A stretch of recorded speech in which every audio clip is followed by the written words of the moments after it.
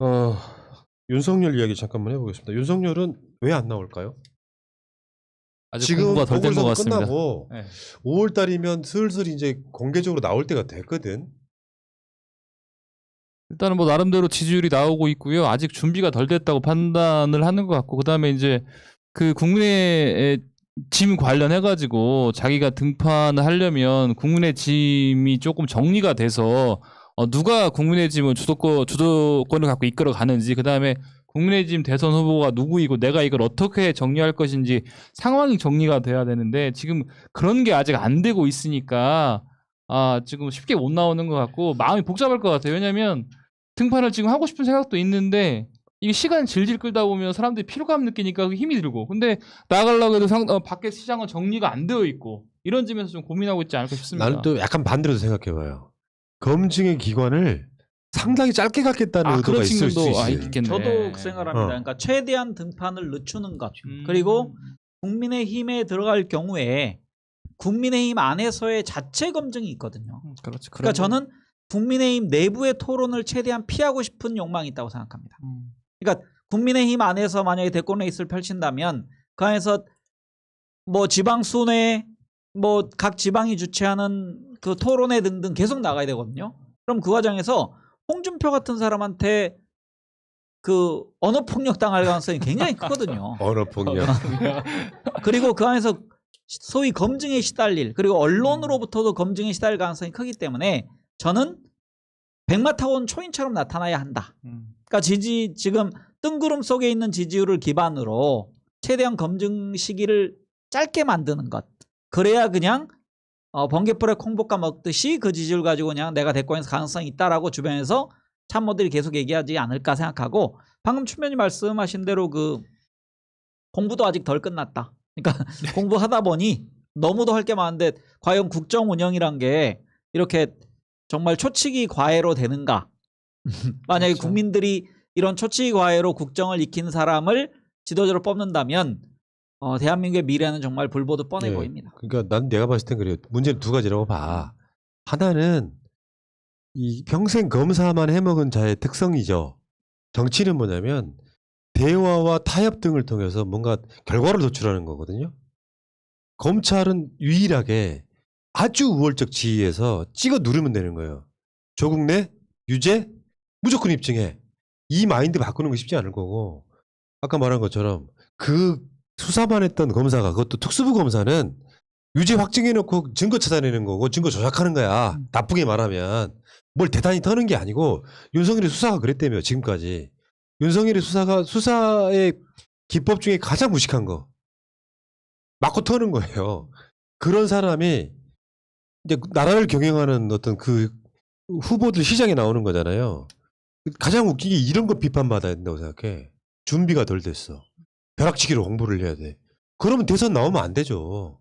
예를 들어 내가 검찰총장을 그만두고 한 5년 정도 텀 시간 동안에 각종 어떤 그 수업을 쌓고 하는 건데, 수사 같지도 않은 수사 몇 개 해놓고 살아있는 권력이 된 수사라는 이미지를 갖고 있는 자가 나라를 경영하는데 그만두고 몇 달 만에, 한 두세 달 만에 나 대선 나가겠어 하면 다 웃는 거예요. 국민들이 이 사정을 알아야 된다고.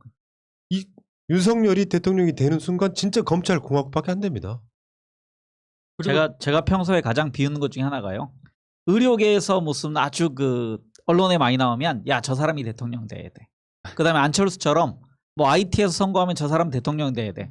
그럼 국가 망합니다. 그러니까 방금 얘기한 대로 최소한 대통령이 될 사람은 국회의원도 해보고, 아니면 뭐 지방행정도 좀 책임져보고, 그다음 국무회의도 참석해보고, 뭐 청와대 내가 어떻게 돌아가는지도 알고, 그런 관계를 알아야지.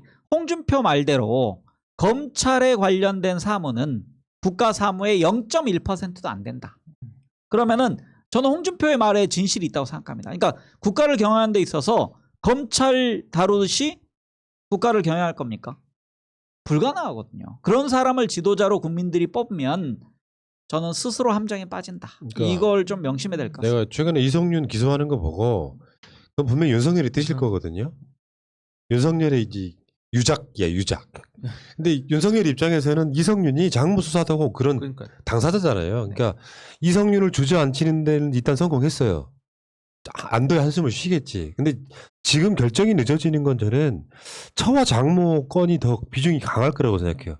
그러니까 그냥 떳떳한 사람이어서 수업한다 이런 개념도 있겠지만 한편으로 보면 이 대선 시장에 나가는 순간 김건희 거의 어마어마하게 털릴 거예요.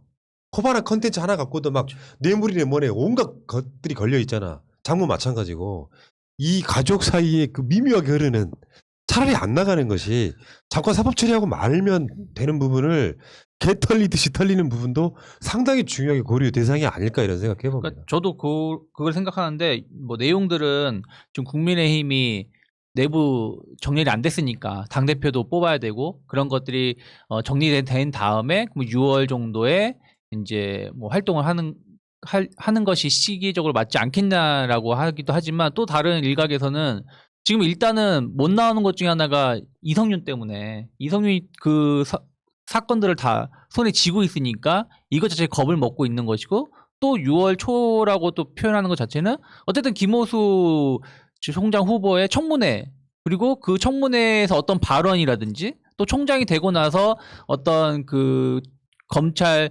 인사 재편이라든지 이런 부분들 흐름을 보고 나서 김호수도 별거 아니겠는데 혹은 김호수 총장이 이거 문제가 있을 수 있네 이런 것을 한번 간을 보고 나오려는 시점이 결국 6월 중순 정도가 되지 않겠냐 해서 저는 그 국진당의 조직 개편보다 이 현재 검찰 쪽에서 나한테 칼을 겨눌 수 있는 사람들이 누가 있는지 또 이 사람들이 내가 어떻게 해결해야 할지에 대해서 지금 계속 시기를 조율하고 있는 것이 아닌가. 저는 거기에는 반대합니다.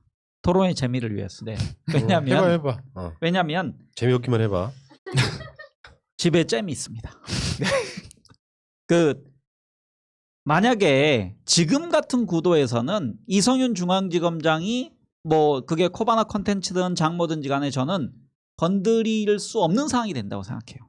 그러니까 만약에 이걸 건드리게 되면 어떤 그 반사작용이 생기냐면 오히려 윤석열의 지위가 공고화되는 일이 생길 수 있다고 생각해요. 그래서 저는 검찰이 수사하는 것은 지금 불가능한 구도가 됐다. 내가 지금의 말하는 지지율로는. 그 검증이 언론에 의한 검증이에요. 그렇죠. 그래서 저는 정치권의 공방 속에서 검증, 그다음에 언론의 검증이 돼야지 검찰이 대권 후보로 달리고 있는 사람에 대해서 수사 칼날을 꺼낸다? 그러면은 그 비난이 어디로 쏟아질까요?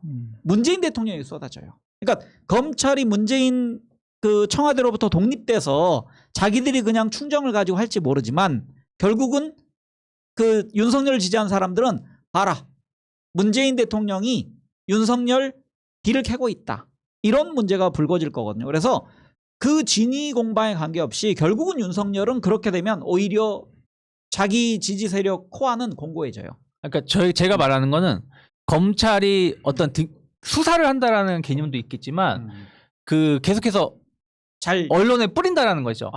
그걸 우리 민주는 잘 못하지. 그러니까 그거를 그런 행동들을 뿌리면서 뭐 검증이라는 잣대로 이 검찰 수사의 내용, 검찰 수사 지금 공개되지 않았던 내용들이 흘러나오는 부분들을 본인이 컨트롤할 수 있을지 없을지를. 근데 그러면은 분명히 저쪽에서 검찰 수사 쪽에 그 능한 사람이기 때문에 피의 사실 공포에 관련돼서 그거는 또 프레임을 만들어요. 그러니까 그거는 제가 보기에는 우리가 별로 기대 안 하는 게 좋을 것 같다. 왜냐면 지금 그 지지율이 예를 들어서 5 내지 뭐 10 사이에 있어도 지금 위험한데 지금 구도에서는 검찰이 들어가면 결국은 이게 민주당과 청와대 부담이 된다고 생각합니다.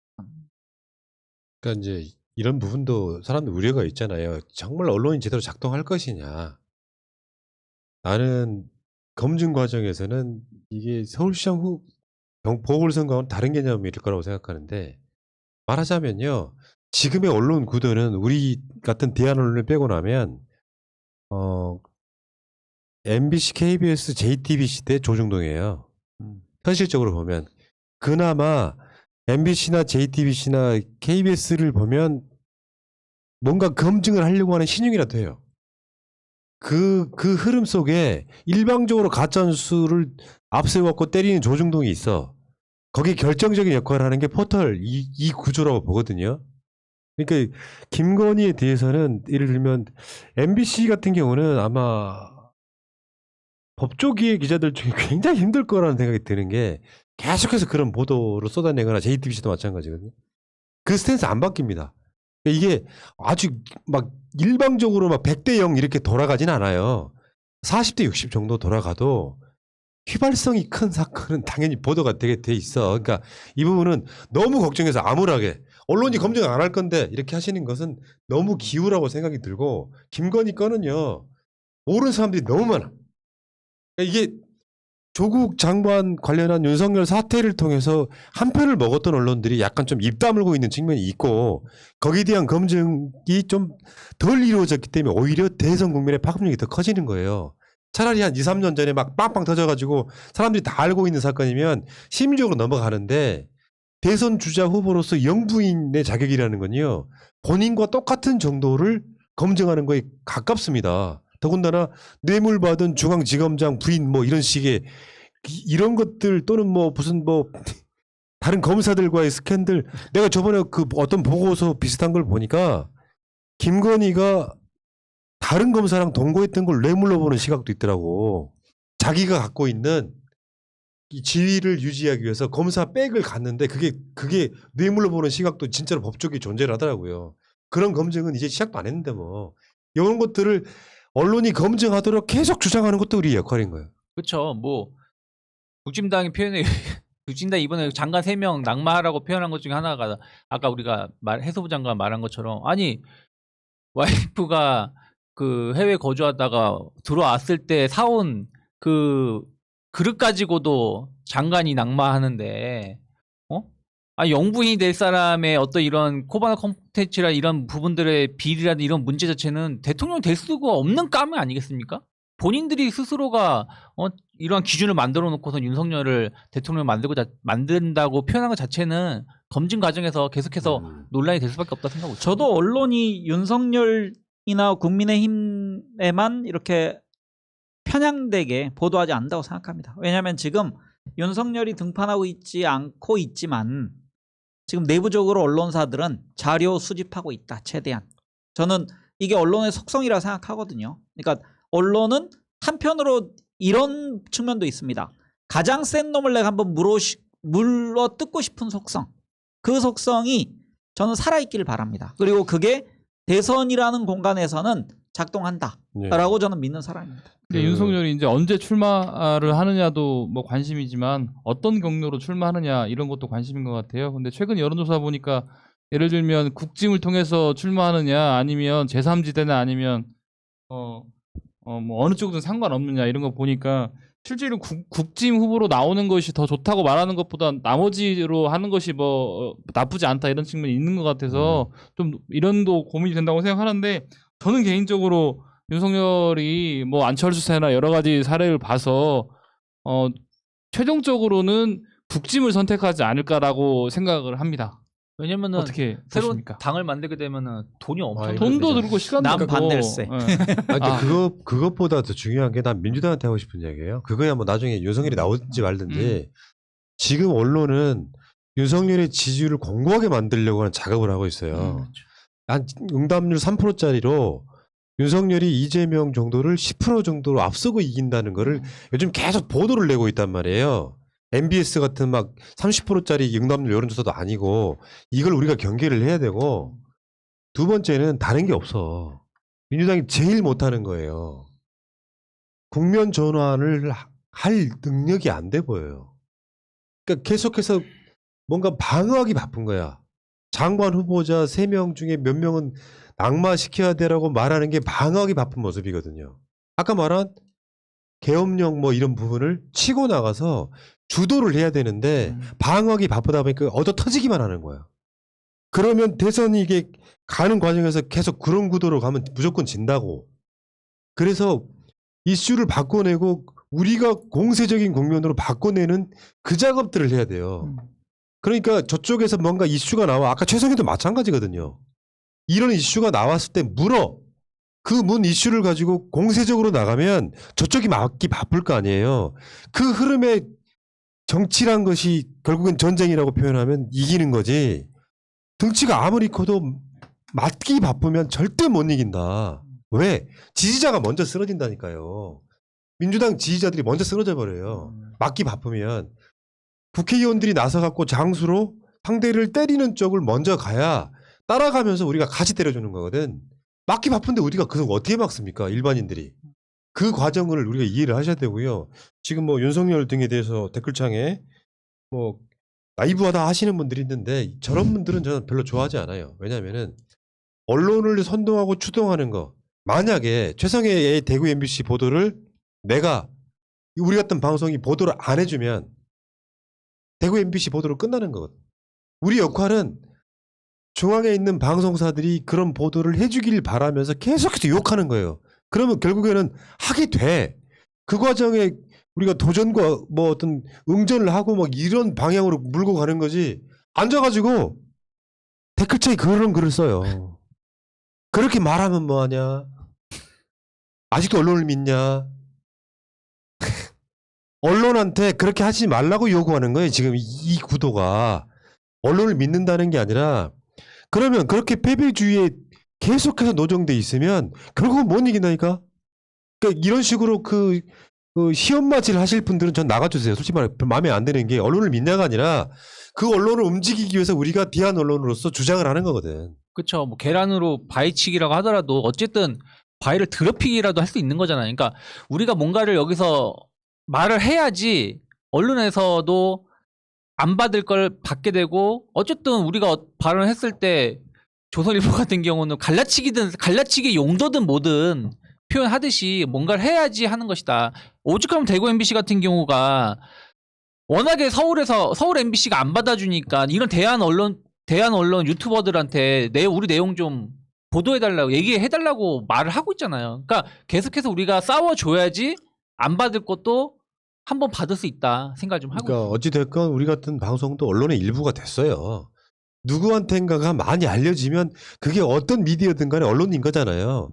그 과정을 통해서 확산시켜야 되는데 이분들은 딱 그런 마인드인 거지.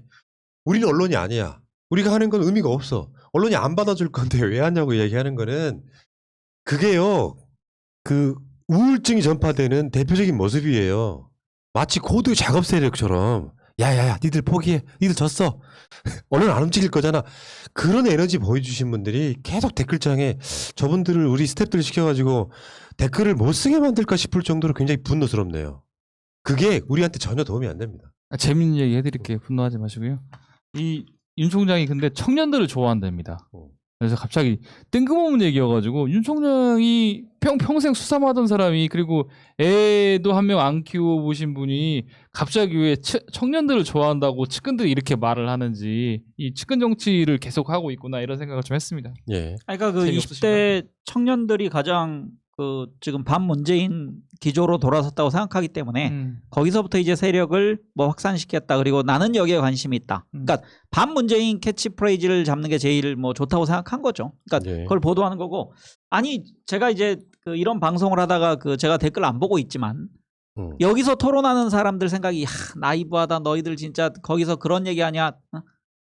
원래 이런 방송은 여러 의견을 내고 여러 시각을 말하는 겁니다. 오케이. 근데 거기에 대해서 뭐 나이브하네 뭐하네 그러니까 이게 정답이 없어. 저 말도 맞고 저 말도 맞다고 인정해주면은 토론이 재밌어지는데 정답 하나를 갖고 찍어서 막 공격을 하는 거. 그건 잘못됐고. 이 얘기는 여기까지.